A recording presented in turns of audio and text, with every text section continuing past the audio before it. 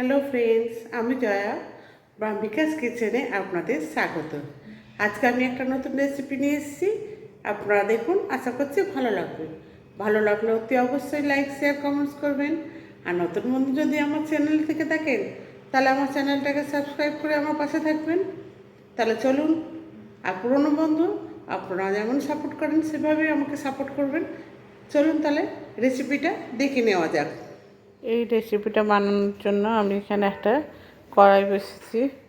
কড়াইতে কিছুটা তেল দিয়ে দিচ্ছি। তেলটা গরম হতে দিয়েছি। তেলটা গরম হয়ে গেছে। এবার আমি এখানে দিয়ে দিচ্ছি কিছুটা বিউলির ডালের বড়ি নিয়েছি। বড়িগুলোকে আমি লাল করে ভেজে নিয়েছি। বন্ধুরা, এই নিরামিষ রেসিপিটা আপনারা করে দেখবেন, ভীষণ ভালো লাগে খেতে। গরম ভাতের সাথে বলুন বা রুটির সাথে বলুন, ভীষণ ভীষণ টেস্টি হয়। বড়িটা আমি একটু লাল করে ভেজে তুলে নিচ্ছি। ভাজা হয়ে গেছে।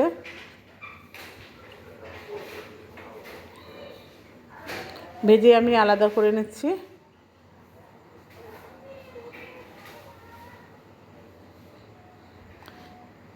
এবার তেলটা গরমই আছে। ওই একই তেলের মধ্যে আমি এখানে লাউ নিয়েছি। লাউগুলোকে ঠিক আলু ভাজার মতো সরু সরু করে কেটে নিয়েছি। একদম লাউ যতটা সরু কাটতে পারবেন ততই ভালো। এই জন্য লাউটাকে আমি একদম সরু সরু করে কেটে নিয়েছি। একটা গোটা লাউ নিয়েছি আমি, দিয়ে দেখুন এইভাবে কেটে নিয়েছি। দিয়ে এবার ওই তেলটা গরম ছিল, ওখানে আমি দুটো শুকনো লঙ্কা দিয়েছি। আর দিয়ে দিচ্ছি 1 চামচের মতো, এটা লঙ্কাটা একটু ভেজে নিচ্ছি। নিয়ে তারপরে এর মধ্যে দিয়ে দেবো 1 চা চামচের মতো রাঁধুনি। লাউয়ের তরকারিতে রাঁধুনিটা ভীষণ ভালো লাগে খেতে। আপনারা হয়তো অন্য কোনো ফোড়ন দিয়ে রান্না করেন। কে কে রাঁধুনি দিয়ে রান্না করেন আমাকে কমেন্টস করে জানাবেন।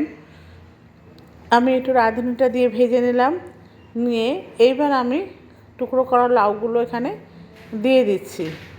আপনারা লাউয়ের তরকারি করতে গেলে কী কী মশলা ব্যবহার করেন আমাকে অবশ্যই কমেন্ট বক্সে জানাবেন। লাউগুলো সব তুলে দিলাম।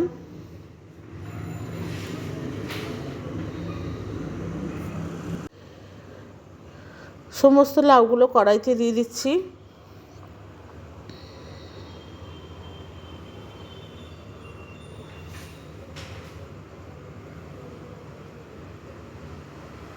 এবার আমি ওপর থেকে একটু লবণ ছড়িয়ে দিলাম স্বাদ মতো। আপনারা আপনাদের মতো করে লবণ দিয়ে নেবেন। আর দিয়ে দেবো 1 চা চামচের মতো হলুদ গুঁড়ো।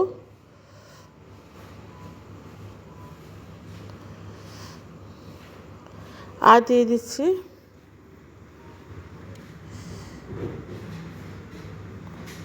এবার আমি এটা একটু খুন্তি দিয়ে নেড়ে নিই আগে, তারপরে আমি বাকি মশলাগুলো অ্যাড করব যদি প্রয়োজন হয়। ভালো করে আমি নেড়ে ছেড়ে দিচ্ছি।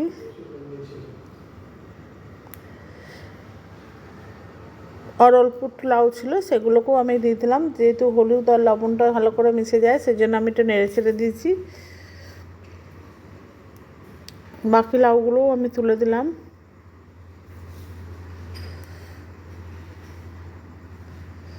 এবার আমি একটা ঢাকনা দিয়ে ঢেকে দেবো। মিনিট দুয়েকের পর আমি ফিরে এলাম। দেখুন লাউটা কতটা সেদ্ধ হয়ে গেছে এবং জলও বেরিয়েছে।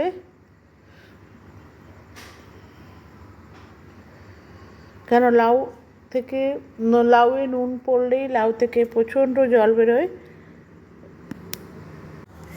এবার এখানে দিয়ে দিলাম ভেজে রাখা বড়িগুলোকে।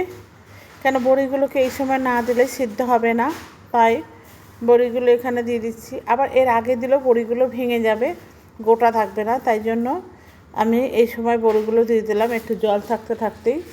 দিয়ে ভালো করে নেড়ে চেড়ে দিচ্ছি।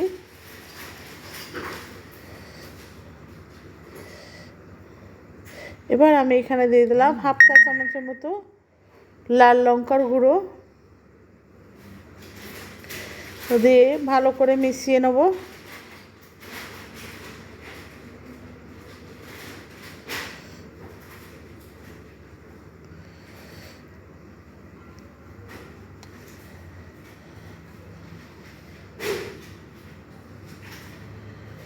মেশানো হয়ে গেছে, আমি আবার ঢেকে দিলাম। ঢেকে দিয়ে আমি আরও মিনিট 2 মতো রান্না করব।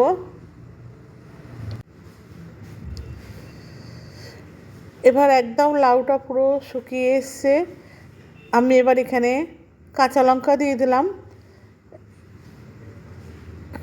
দিয়ে ভালো করে নেড়ে চেড়ে নিচ্ছি। নিয়ে একদম পুরো সব মশলা দেওয়া হয়ে গেছে। আপনারা চাইলে এখানে একটু ধনে গুঁড়ো ইউজ করতে পারেন, তাহলে আরও টেস্টটা ভালো হবে। বন্ধুরা, ভিডিওটা যদি ভালো লাগে অতি অবশ্যই লাইক শেয়ার কমেন্টস করে আমার পাশে থাকবেন। ধন্যবাদ।